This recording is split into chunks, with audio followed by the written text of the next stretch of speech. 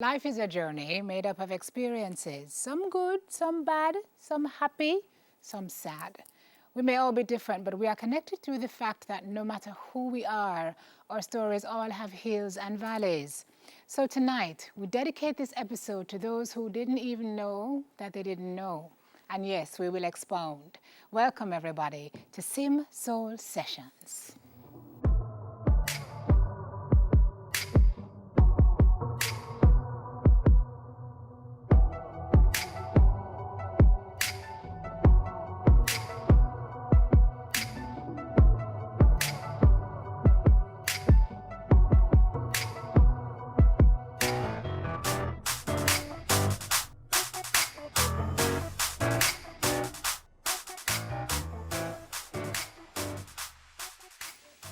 Hello everybody and welcome to season 3 of Sim Soul Sessions. I am excited beyond words to be back with you for another season. This time bigger and better with 1 full hour to share the stories of our amazing guests. Of course, we couldn't have done it without your support, but also critically without the support of our sponsors, to whom I am extremely grateful. So thank you to Grace Foods, who's been there with us since day one, letting us know that despite any challenges, we're going to be all right.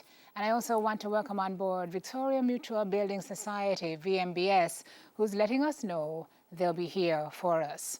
We can't emphasize enough how much we appreciate your support and your belief in the show and what it does. So, based on the fact that we now have a little more time together, we're going to be sure to make it count. Not only will we be talking to some amazing people who are going to be sharing their amazing stories, but we'll be catching up with some of your favorites since we started in June of last year. Our guest tonight is a very special one who wasn't really even on our radar before a couple of weeks ago when he showed us his heart on national television. Tonight we dig in deeper with Chuck Fenda about his relationship, or lack thereof, with his mother and how it has affected every single area of his life. This, folks, is the very first time he's going to be confronting this issue in such a head-on and meaningful way. So we invite you to stick around for that conversation, and we remind you that you can join in our conversation by using the hashtag #SimSoulSessions. First, though, let's take a trip down memory lane to a recap of our last season as we get ready to start this new one. When tears of joy flow, sometimes it brings forth pain because I know where it's coming from. But outside of it, I still understand that, you know what, for me to stand up in the Gideon and still I survive and still I go through, no, I have to pat myself on the shoulder and I say, yo, Nesbeth, Jadu. Yeah. Divorce or any sort of, it's a loss. It's a breakup. Dare I say, it's almost like a death. Yes. Because it's a ripping apart of 2 lives that have made all these plans and that identify as each other's person. I have your name, your family is my family. It's the ripping apart of families. It was one of the hardest, most things to deal with. But then the flip side of that, I felt guilty because I also felt this incredible sense of release and relief that I knew that I had to do what was right for me. Literally the day after diagnosis, the night, I remember going back home. I was living on hall at the time, and just being outside and just looking up and just feeling this just peace. The peace that literally just passed all understanding just settled on me. And I just knew this wasn't the end. You know, this was going to literally be a bump in the road. It was going to be a tough time, but it wasn't the end. Even God didn't promise that bad things wouldn't happen, but that it would be working together for your good. And you walk dangerously close to losing your mind. I'm aware of that. You're walking a precipice. But had any of my other 3 children been born, my 3 angels would not be here. And I just can't imagine life without them. I can't imagine life without them. So I was I was this close to give up. Wake up and live. I'm not someone who has done it the right way all the time. I'm not, well, as humans, we're not perfect. I say things that upset people. I don't deserve it from God, you know. But God shows up for me every single time. His grace is sufficient for me. And because I remember that, and I feel God's love, I can extend love to others. Me have to survive in a life. Me, from a little, me know that. Me have to make it some way, somehow, the straight way. Number one. Yeah, because you said the other way would have landed you at two places. To either prisoner or you're dead. That's when I think it hit me that the way we live life has changed, and I was doing it as a short-term, all right, welfare, little bit sort of thing. And everything had shifted. And so I think in that moment I grieved, because it's no longer just holding on until you can go back. It's grieving and having to let go of everything, because going back's no longer an option. For our experience, especially if we're in show business, it usually try to mask some things, to try to project only the good side when you're really struggling, you know, you're struggling with depression.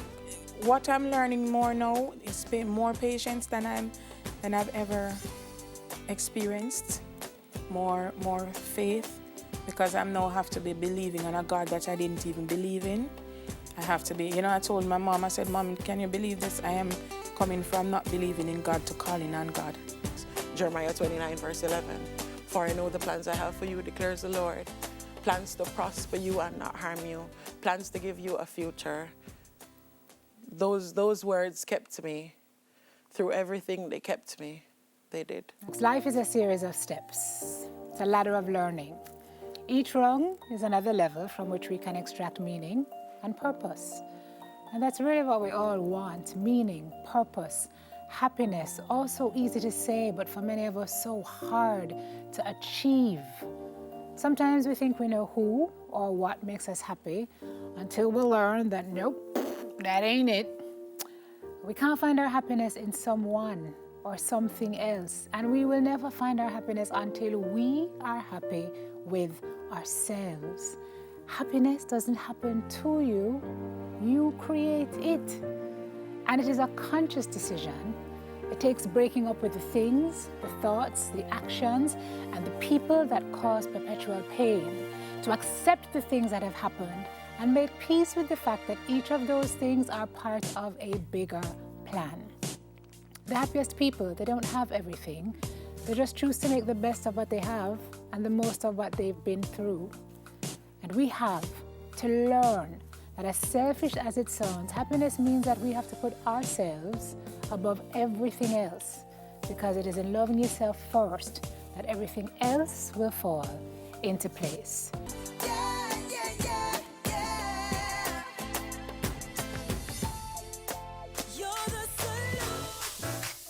Such a great season. Thank you so much to all our season 2 guests for sharing your stories and for setting the pace for this season. So as we do that, we head to our first break. When we come back, we meet our first guest for season 3.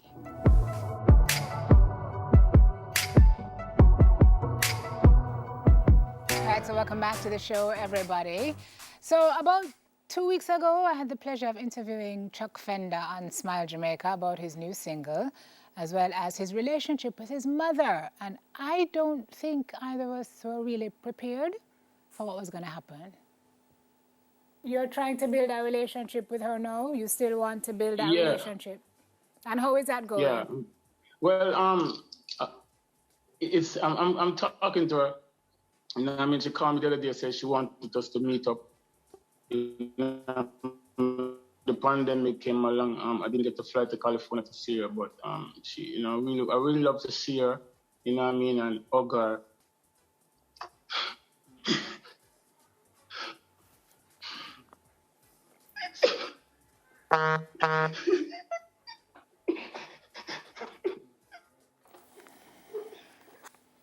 All right, so we weren't prepared.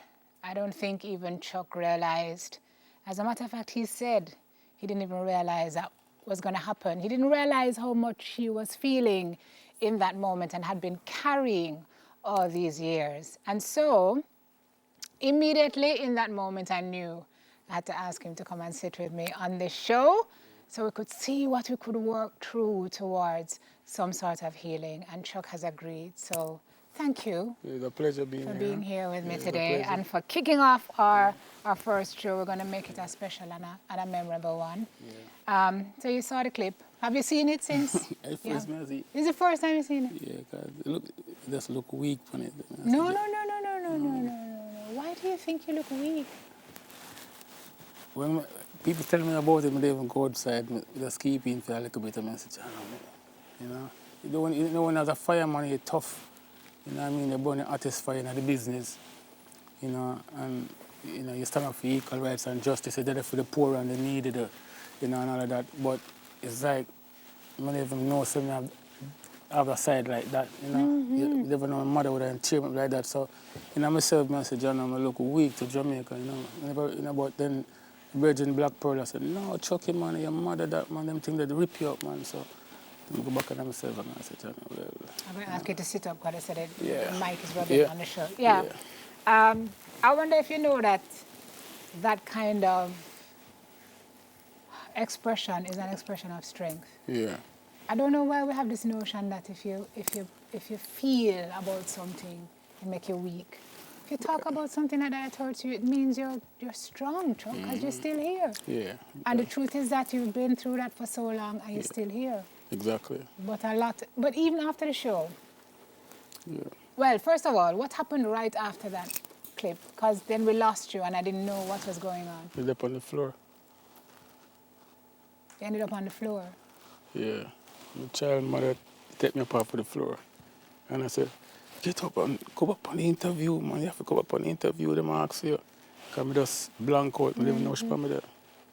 Yeah, because, you know, it's like, it was something inside of me from ever since as a youth coming up, always wondering where my mother is at, you know what I mean? Wanted to see her, you know, but I would have to talk to my grandparents because she's the one who grew me up. My grandfather, my grandmother grew me up in Spanish Town. So my brother, she's close with my brother, you know. I have another brother who's Garth. So she and Garth talk all the time. So I'd have to ask him, like, say, God, where mommy I say her, where it? But she don't talk to me. She doesn't talk to you? No. So tell us the story now. You were 6. You were 6 weeks born old. here, but at 6 weeks she took you to your grandparents. So when my grandmother told me that she brought me from the States when I was 6 weeks old, I was born in New York. I didn't even know that. So my grandmother told me that she brought me here and gave her the baby and said, well, that baby here.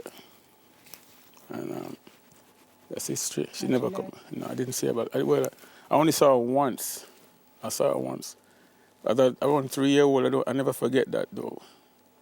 When she came to Jamaica? I think she came to, when I was like 3 or 4, she came to Jamaica one time.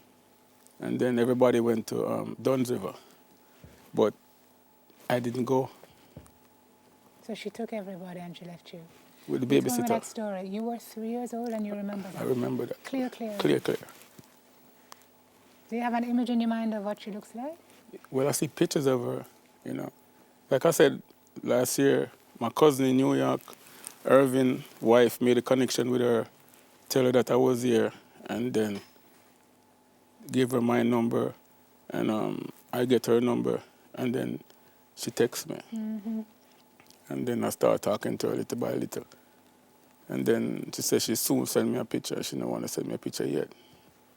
And then maybe months after she sent me a picture, and then I said, wow, so she, you know. What does she look like? She look like a white lady. She looks like a white lady. Yeah. And my grandmother's side of family, you know, everybody like, will be like your skin color, like, we were like, I'm the darkest one. So I don't know if it's that. I'm trying to find out what really is the problem, like, you know, but. And that's a part of the struggle is that you have a lot of questions and you can't get answers to the questions. And so you told me when we spoke before that you feel like a piece of you is missing. Yeah, because a lot of times when me being like when it comes to Mother's Day and these days like that, I'm bridging them, I say, yo, me I go over my mother, you know, me I bring out my mother, you know. I always feel them thing there, you know, I say, yeah, that. Someone that really, you know, you don't really have that about me, like, that side there, you know, me always say, John, no, all right, I just lock up in my room or I just go somewhere, go hold of vibes until Mother's Day pass. Call them my friend, them artists, bridging them gone with their mother, them take their mother here, them talk about their mother.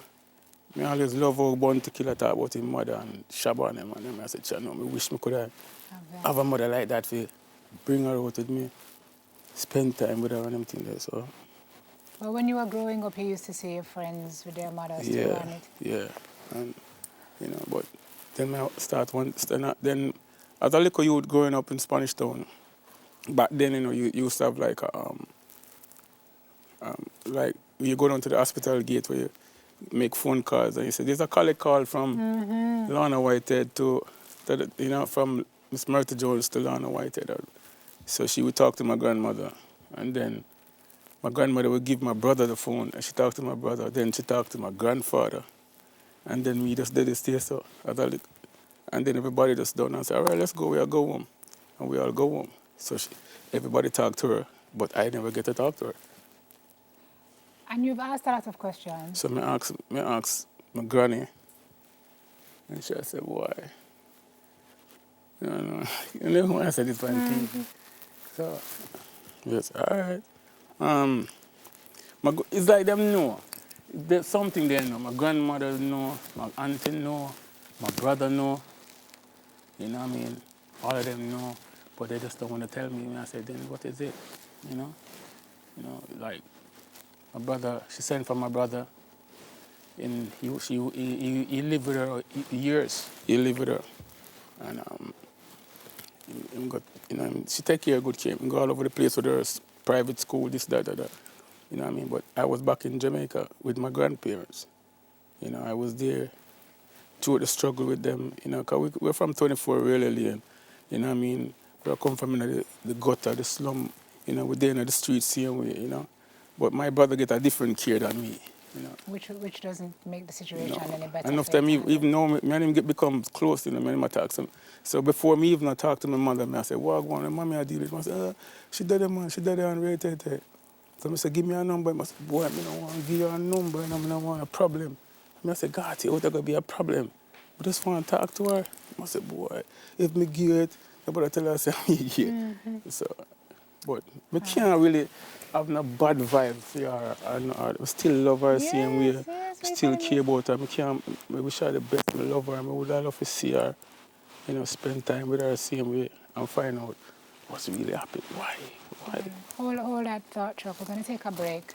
We'll come back because, as Chuck tells it, obviously, this has affected every single area of his life. And we talk about how he can find peace.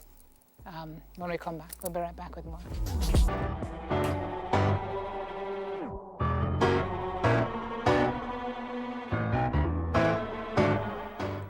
Welcome back, everybody. We're cooling the living fire just a little bit, having a conversation with Chuck for this, our first program in season 3 of this show. We're talking before the break about just the emptiness and the kind of disconnect you feel having not known your mother.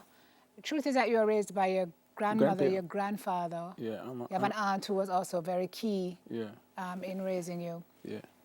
So you not only didn't really know your mother, you don't know your father either. No, I don't know my father.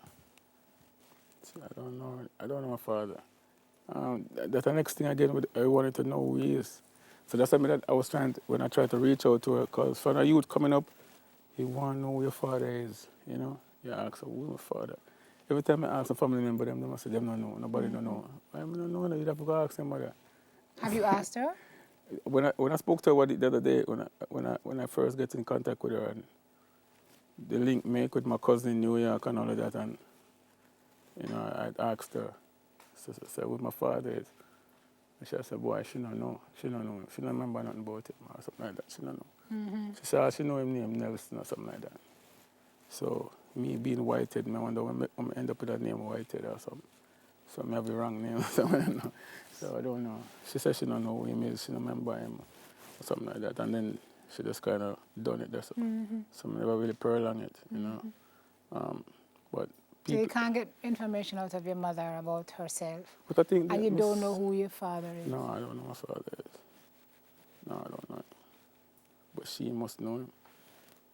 But, no. But how do you just traverse every day in the knowledge that you do? You can't. Well, like I said, we just blank out the side there. You know, just try not to think about it, even though it bother me. You know, because you're a human being. But you do think about it, is the truth. Yeah, but every just try time to, you're by yourself. Yeah, but when I'm by myself up on tour, so me like, you know, Germany and Japan and these places and up on a big festival and mash up a place and the place torch and everything. And then I reach back in the motel room there by myself. That's and then right. these things just come back to you and you just mash up like a baby, like somebody a beat you with a belt. That's how you feel inside, you know. Because you're a boy, you don't want to know your father. My kids ask me, they must say, Daddy, who's your mother? You know, I mean, I say, go into the room for something for me and come. We just lock off the side because I'm going to tell them something. I don't know. Can't tell them something. I don't know who my father is. But And that's why I feel like yeah, this interview, that Smile Jamaica interview, happened at the right time. yeah. Because, Chuck, if you keep this inside of you the way you've been doing it all your life. All your life, yeah. Can you tell me that you've never spoken about this? No. Ever? Nobody Not don't your even friends, know. not No. your family, not No. your kids? No. But my children and mother, I was say, if you try to find a mother, if you try to find a father, what am I going to try to find them? I mean, know. They must know. A family member, I ask them not tell me, boy, I don't know who is, you know. So tell me about Auntie Jules. Juliet? Yeah. Well, she grew me up too. You know, she was one of the person who, you know, who grew up me as well.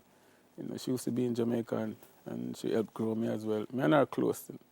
And Auntie Cherry, you know, in America. Because when I went back to the States, my mother didn't know that I came back. It's my granny made the linkage with one of family member of ours, Auntie Cherry, and she sent for me. And then I went back to school, high school over there and all of that, you know, and then, you know, but through all of that process, she didn't even know that I was there. Wow. Yeah. All right, let's see if we can make some magic happen on the telephone. Auntie Juliet? Hi, how you doing? How are you? I'm good, listening. But everything you say is the truth. Yes. His mother is prejudiced. She was born in Jamaica, but she thinks she's white because she have eye color.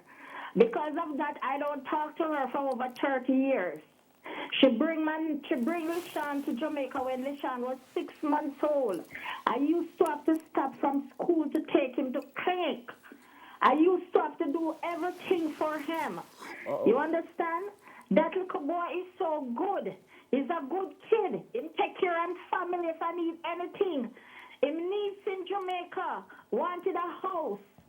And I called him and I said to him, Lishan, your cousin is buying a house and she need a down payment and he never itch. And give her $100,000 deposit to put on that house. And if I call him, I live in the state, and if I call him and I say, Lishan, I need anything, and don't hitch, and give it to me.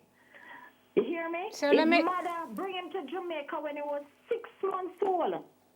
Never turn her back and look at him. She's like she not care because she's black. She have another son. That son tour with her through Europe everywhere. That son is with her. But him because he was black. But his granny and his grandfather was there with him. You hear me? So Auntie Juliet, I'm going to pause because, I mean, we to be quite honest, we try to reach your mother. Yeah. She's not going to want to hear it because she don't really want to hear nothing about him. Well, I will tell Chuck what she said off the air, but I just want us to not throw out certain things because she's not here to defend herself. What I want you to tell me is how you managed to raise him still with Grandma and Grandpa to be such a good human being despite all that he has gone through.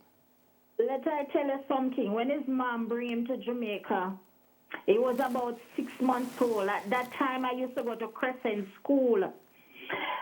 man, my mom do everything for him, and my other sister that live in the States also, her name is Beverly. She used to send my mom money that my mom could buy him Pampers, feed, whatsoever he wanted. You understand? Because from my sister drop him off at the yard, that's it. You understand? It's like she never called and asked, how was he? You understand? She asked about everybody else, but not him. You understand? And then down the line, we get to find out it's just the color of his skin. Because she walk and tell people that she was from other countries. She don't tell people that she was from Jamaica. You understand? And in her head, she thinks that she's white. You understand? Which she's born in Jamaica. Yeah. Chuck, how did Auntie Juliet help to shape you as a young man? Everywhere, when she was in Jamaica, everywhere she go. Me and her close to talk every day. So she was like your mother? Yeah, and Auntie Cherry and my Auntie Bev. You know, but me and Juliet have a real good relationship. Me and her tight, we talk every day, she link me every day. But these things are like new to me because I didn't know all of this. I'm watching you sit and listen, and it's a lot of stuff you're hearing for the first time. But this is what I talk about in my music. These are the things that I'm going through in my music, you know. But then knowing this now that was reaching me as a man on the battlefield is kind of shocking. But we just have to just keep strong because we don't want to but don't put your show and them things. So we have to just go and hold it and be strong. This is a safe space. You don't have to your hold parents, anything. It's your mother, you know. So like I say, I still can't say nothing bad about her. I still have to love her same way because when me go through, what me can inspire the people, inspire the youth. You know? You're doing it right now. Yeah, inspire them for just know, say, yo, Chuck Fenda and youth out there, we're against negativity. We're against injustice. We're against war and crime. It's all about upliftment, reaching to the youths them out there in the struggle, in the slum. Use them, the single mothers and single fathers, them. These are the things that I try to reach to my music.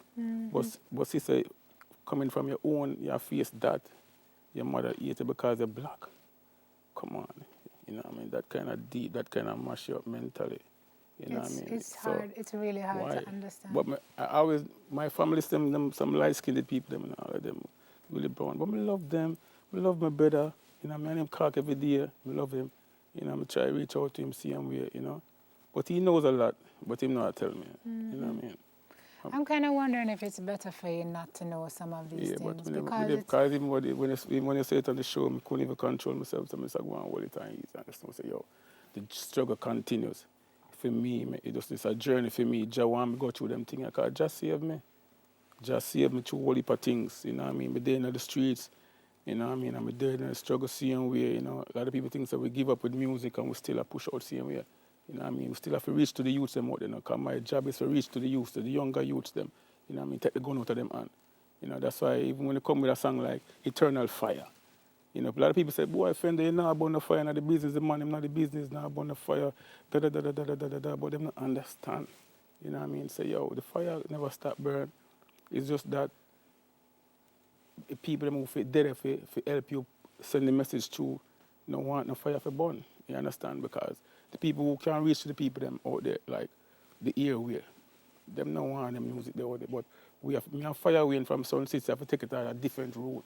Because that's why we have to resurrect back reggae music right now and reach to the youths them out there in the struggle. Yeah, because the latest song you did is a song about children, about taking care of our children, about protecting our children. And in large part, it's because of what you went through. Exactly, because the youths them have to reach. Because even when we go down to the money, the children cry downtown.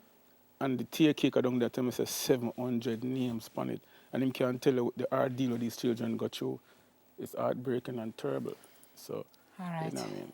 Auntie Jules, thank you so much for being with us thank you tonight. So really much. Appreciate it. And thank you for the role that you've played in his life. Obviously, he wouldn't be here and he wouldn't be who he is without your support. When we come back, we're going to talk to Chuck some more about his role as a parent. He just told you about his latest song, which speaks to taking care of children and loving children. Eternal Fire. And Eternal Fire is in large part because of some of what he's gone through. What has the absence of his mother, what role has that played in how he parents his children, on how he makes his music, on how his life and his relationships have been built or have died. We'll talk about some more. Talk about that some more with Chuck Fenda on the other side. We'll be right back.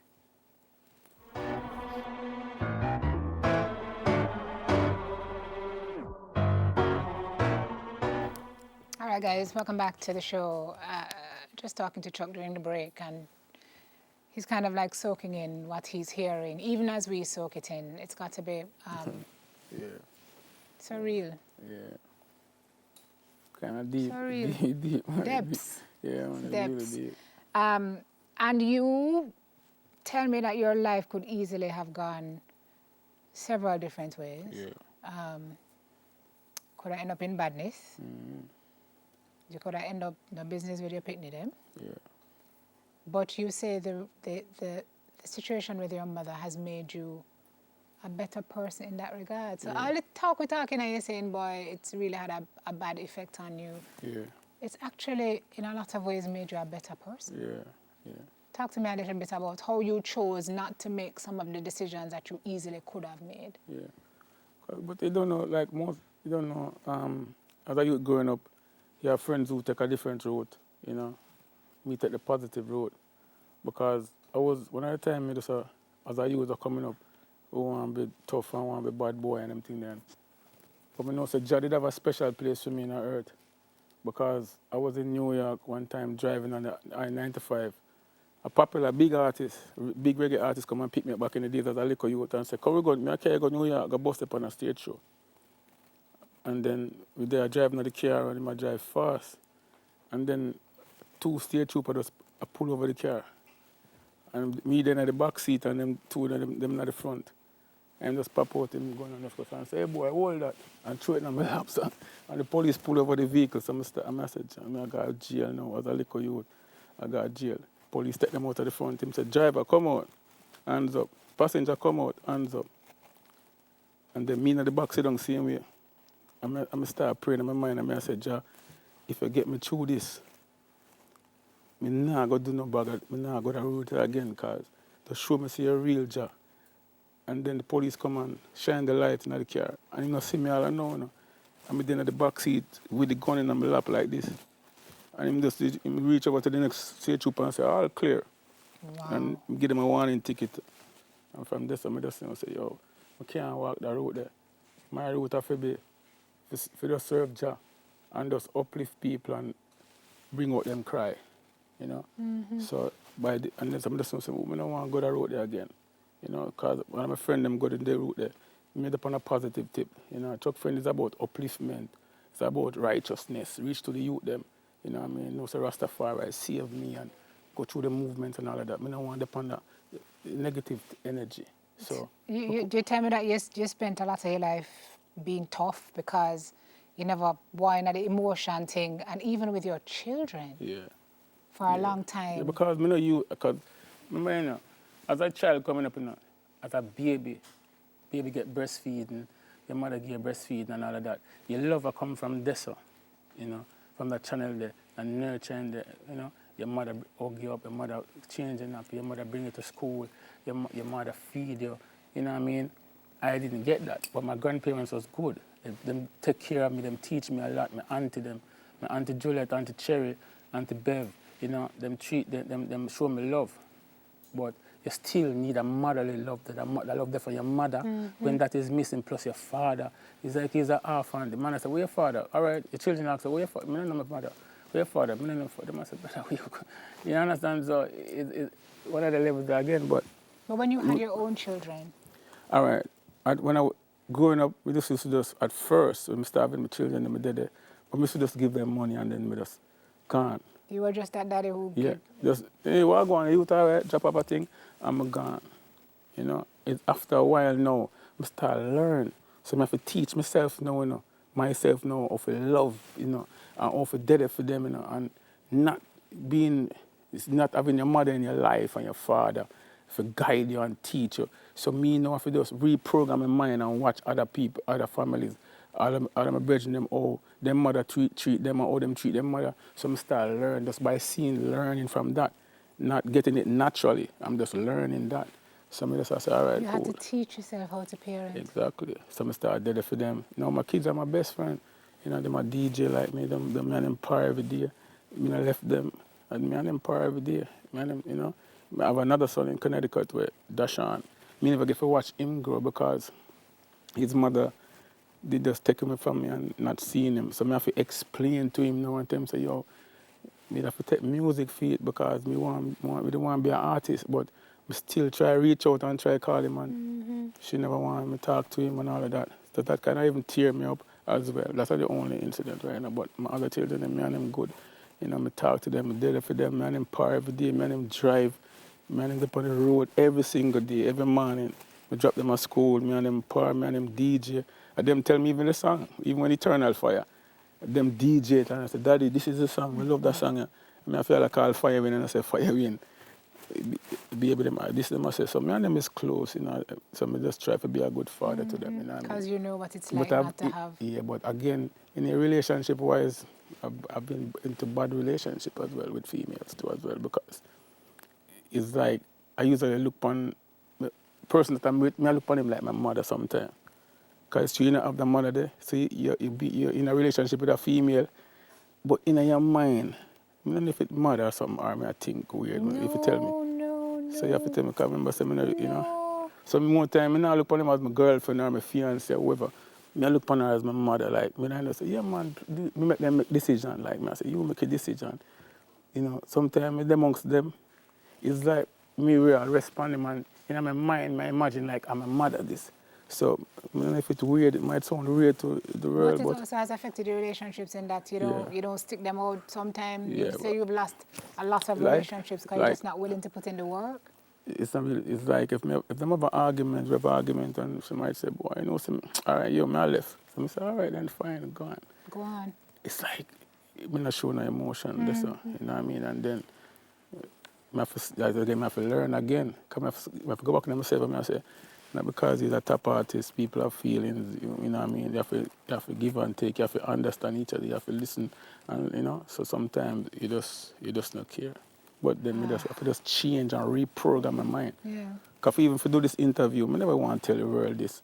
I don't want to come on TV and talk about it. I just kill the side of me the long time. I say, I don't want it. I don't have no mother, I don't have no father. I have a mission for God to do, for Jah to do. I have to come do this.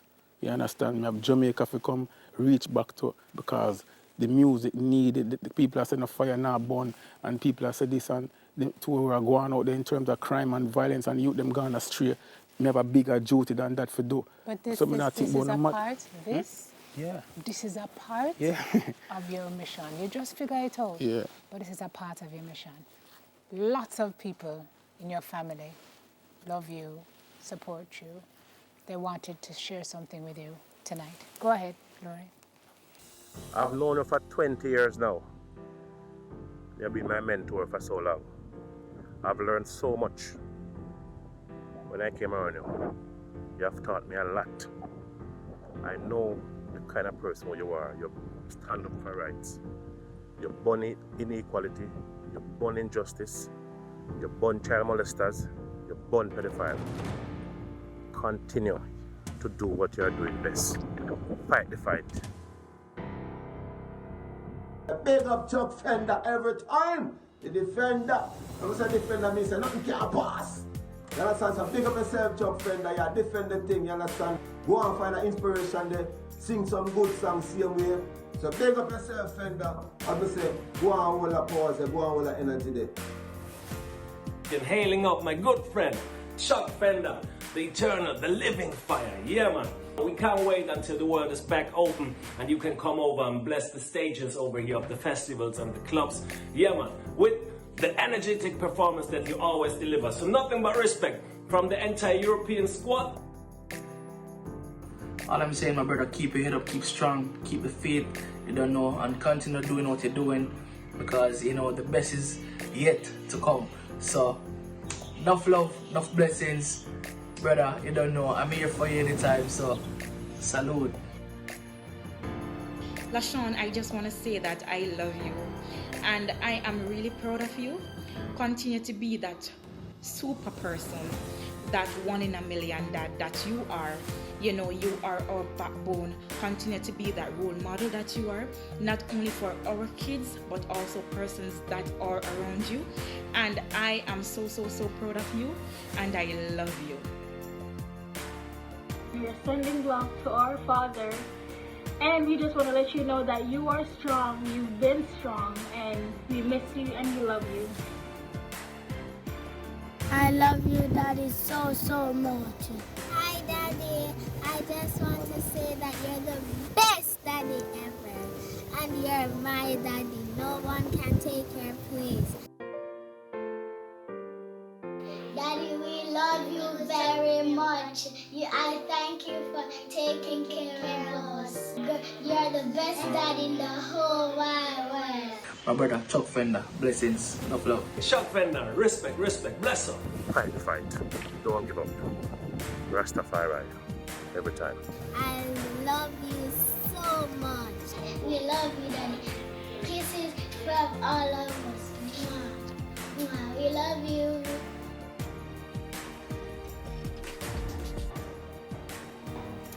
And so the truth is that, Chuck, you have gone through what you have gone through, and those children could have had no idea of how amazing a father you are, because you could have just decided you just can't bother to put in the work because of what you've been through. And look at what you have done with your own children.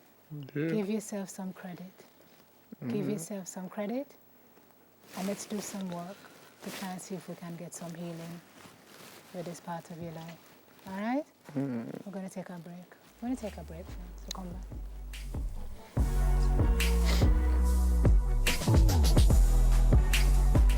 All right, we're back with you, everybody. Tell them what you just said to me during the break. Yeah, man, it's a serious thing. It's deep. Deep? Yeah, man. Yeah, man. Having not dealt with this all your life now, and you say you finally start to talk about it, you said it feels what? Yeah, man, I feel like healing. Yeah, it's like a healing thing. But how you can't address it if you don't talk about it and if you don't acknowledge that you're feeling it. So I feel like this is the first step for you in trying to address this part of your life that you haven't. I never really come out, man. I'm not really to do the interview like this and talk about it. I just try to keep in one thing and just know, say, yo, how we can reach to the people, how we can get the message out there. But this was like something serious where you really have to deal with it first, because if you even give back a inspiration back in this time now, you know, if you come back and, because one time I say, I'm kind of cool off for the music a bit, and, you know, and say, boy, I hate that, I'm just going easy with the youth, them and I go and live off of my catalogue. But then just say, boy, Fenda, you're right now, over yet, you know, you have to get out there, you know. But you told me that since even the interview on Smile, a lot of songs have been coming to you. Yeah, one time I need to write, I couldn't even write again. Couldn't even write again. You know what I mean? You know, one time I write song, I mean Black Pearl write song. I go link Black Pearl, I mean sit down and write song. And now, when I send the song them to Pearl, but I still link him, still and say, Pearl, listen to this. I say, Chucky, where you coming from, man?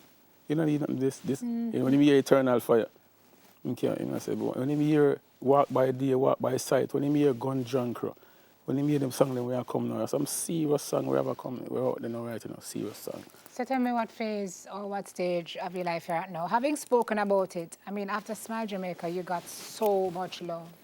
Yeah, like I people told you. People are still reaching out to you to find out if you're okay. Yeah, people are linked me. Like I said, I didn't expect it. It's like, you did talk to me good, and because the song Eternal Fire do good. Fire away, and I say fire away in the song, but you know, we did there promote it, and you know, we did there deal with it, and you know, cause, and then we did there, and we talk me yesterday reason, now we talk about the song, and then you touch upon the mother tip, and when you start talking about mommy, it's like a beat somebody, I beat me that belt, me drop on the floor. So I say, boy, this is serious, you know. So are you at the point now where you think you realize the value in talking about it, and you can get some help to help you carry it, Chuck, to help you deal with it? Some real professional, deliberate help in moving past this point of your life now? Yeah, well, like I said, this is the healing process right now. With me coming in here right now and talking to Jamaica and making them know that, you know, is a part of the recovery, is a part of the healing. You know what I mean? Because like I said, we have a serious mission for really deal with right now. Because we have to get to the youths them. And we can't do it alone. So I need Jamaica support You know, so yo, we have to preserve the music, preserve back reggae music, fire away and deal with it. Then you step up and say, boy, Fender, we're going to do some work, we're going to save the youth out there. Or maybe some of your music can help to address this very issue, because the truth is that there are a lot of men who are in your position, a lot of people, men and women, who don't have the love of their parents and feel lost, and you can help to so I hope people can't even really look now there, so I think I say, hope the youths them out there, the single mothers and the single fathers, them the youths them out there now, we're in the struggle, we're in the garrison, we're not no hope and things about them mother not dead for them mother, them not know them father, them mother can't even look for my example when me go through and turn it in a good way, because like me say, me still can't, even when my auntie I said this come like news to me, I hear this, it blow your mind, but me not have it in my heart for eat. No people don't say, wait, no, that is not what Rastafari is all about. That is not what Chuck Fender is all about. It's about uplifting. Is all about love. We could bring it back together. Even though she do this, we can change her, we can make sure know say, yo, it's more to life than just this. You know what I mean? Because we face that in America, and me as a youth face that I go to school, you know. I come home from school and face racism in school. I didn't even know that. If Auntie Juliet never tell me that, I won't even know how people. It's the first time I hear it, I say, wow, it's kind of mind-shocking. But like I say, but you're here, Joe. We're here. And as you said a while ago, you're hoping that people will watch and see that you are still here. It's just not for you to work on it. Because you talk about it now, you open up about it. And you can use that now to help you heal. And I want to I'm so proud of you. I'm so proud of you. Thanks for having me. Thank you Thank for you coming. for Jamaica, even for them love and support. You know what I mean? We're upon a mission right now in the music to revive back reggae music. You know what I mean? And we can't do it alone. We need the love of the people then, because you know, we have to stop where we're going out there. You know what I mean? And a lot of it starts in broken homes, let me tell you. So thank you so much. It's a pleasure to be here. Coming, for sharing your story. I know, as usual, all we have to do is our affirmation to close out the show. So here we go with that. So, this is a really touching show, man. Yes, it is a touching show, sir. And we're going to put it to its end now. So, guys, imagine the weight of carrying something bottled up inside you for so many years that it literally forces its way out because it can no longer be contained. Imagine what that does to your body, to your mind, to every aspect of your life. There is no wishing it away. No, if I don't talk about it, it will go away. But there is a way to free yourself so you can start moving forward. You have to own your story. You have to own what has happened to you. You have to make peace with the past and see how you can move forward. And yes, it hurts, but you have to embrace your grief. It was Peter Levine who said that while trauma is a part of life, it doesn't have to be a life sentence. We're not always in control of what life serves up, but we can control how we try to handle it. And doing nothing is an action, but it furthers the harm, not the healing. So don't let your past hold your present hostage. Make a deliberate decision that you will address that pain from whatever happened and see what path that leads you to moving forward. Tonight, we are affirming, I will do something because I want something good to happen. Thank you very much, Chuck, for joining us again. And to you for joining me in our safe space. And we will be back here next week with another amazing story of the power of the human spirit. Until then, keep safe and remember every blessing, and remember to count your blessings. Night, everybody.